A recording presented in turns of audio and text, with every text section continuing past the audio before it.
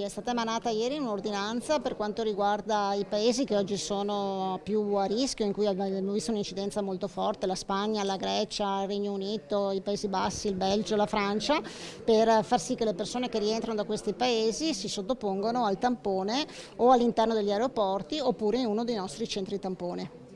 Nell'illustrare la nuova ordinanza regionale emanata dal governatore Zaia per chi arriva dall'estero, l'assessore alla sanità ha spiegato anche la questione dell'RT. Il bollettino di oggi dice 600 nuovi casi positivi, però l'occupazione ospedaliera è sempre un'occupazione minima e tutte le persone che oggi abbiamo, soprattutto nell'area critica, nelle terapie intensive, sono tutte persone non vaccinate. Questa è testimonianza che la vaccinazione è una protezione nel contrarre la malattia in maniera molto più forte.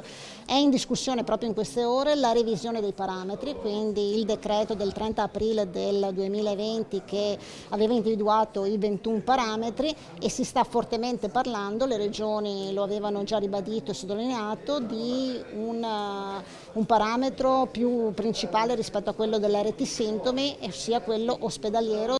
Attesa anche per capire che cosa accadrà con la questione Green Pass dall'incontro Stato-Regioni.